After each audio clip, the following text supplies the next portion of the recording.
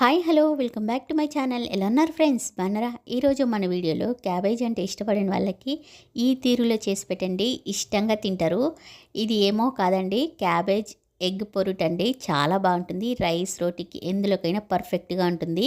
వీడియోలోకి వెళ్ళబోయే ముందు మన ఛానల్ ఎవరైనా ఫస్ట్ టైం చూస్తుంటే సబ్స్క్రైబ్ చేయండి, బెల్ ఐకాన్ని క్లిక్ చేయండి, అలానే ఒక లైక్ అండి ఫ్రెండ్స్.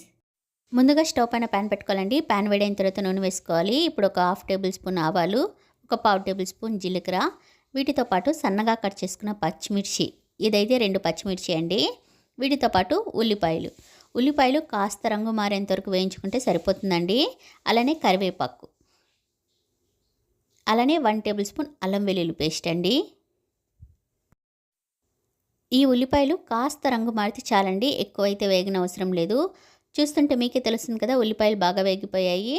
ఇప్పుడు పసుపు ఒక 1/4 టేబుల్ స్పూన్, రుచికి సరిపడా కారం, అలానే ధనియాల పొడి ఒక 1/2 టేబుల్ స్పూన్ అండి. వీటిని 2 సెకండ్స్ అలా వేయించి ఒక 2 టేబుల్ స్పూన్ల వరకు నీళ్ళు అన్నది వేసుకోవాలండి. ఎందుకంటే ఈ కారం ధనియాల పొడి మాడిపోకుండా ఉండడం కోసం ఈ నీళ్ళన్నీ ఇమిరిపోయేంత వరకు వేయించుకోవాలండి. చూసారు కదా, నీళ్ళన్నది ఇమిరిపోయింది. ఇప్పుడు క్యాబేజ్ వేసుకోవాలి. నేను ఆల్రెడీ క్యాబేజీని సన్నగా కట్ చేసి 2-3 సార్లు కడిగి క్లీన్ చేసుకున్నానండి. క్యాబేజీని వేసిన తర్వాత స్టవ్ ఫ్లేమ్ మీడియంలో పెట్టుకొని ఈ మసాలా మొత్తం కలిసేలాగా కలుపుకోవాలి.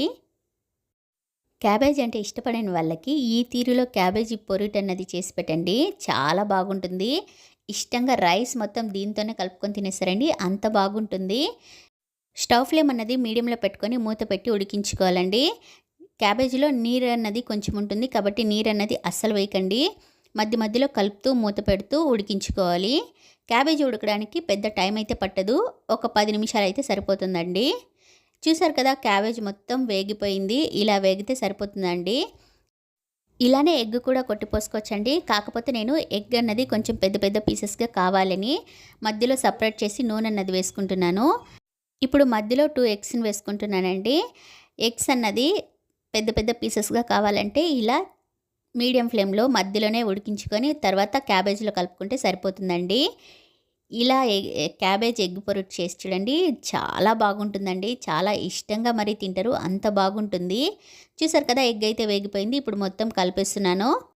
ఈ క్యాబేజ్ ఎగ్ పొరుట్లో మనం ఉప్పు అన్నది అస్సలు వేయలేదండి, కాబట్టి రుచికి సరిపడా ఉప్పు అన్నది ఇక్కడ యాడ్ చేసుకోవాలి. నాకు చివర్లో వేయడం అలవాటు, మీకు కావాలంటే స్టార్టింగ్లోనే వేసుకోవచ్చండి. ఇప్పుడు నేను రుచికి సరిపడా సాల్ట్ అన్నది వేస్తున్నాను. ఈ ఉప్పు మొత్తం బాగా కలిసేలాగా ఒకసారి కలుపుకోవాలి. ఇంతేనండి, ఫైనల్గా మన క్యాబేజీ ఎగ్ పొరుట్ రెడీ అయిపోయింది. కొత్తిమీర వేసి దింపేయడమేనండి. ఇదైతే వేడి వేడి అన్నంలోకి కానీ, చపాతీలోకి కానీ, రోటీలోకి కానీ చాలా బాగుంటుందండి. ఒకసారి ట్రై చేసి చూడండి ఫ్రెండ్స్.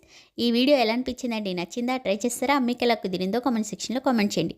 ఈ వీడియో మీకు నచ్చినట్లయితే మీ ఫ్రెండ్స్ అండ్ ఫ్యామిలీ మెంబర్స్కి ఈ వీడియోని షేర్ చేయండి. మరిన్ని వీడియోల కోసం గుర్తుంది కదా, తేజ కిచెన్ వ్లాగ్స్ని సబ్స్క్రైబ్ చేయండి, బెల్ ఐకాన్ని క్లిక్ చేయండి, అలానే ఒక లైక్ అండి friends. Thank you for watching.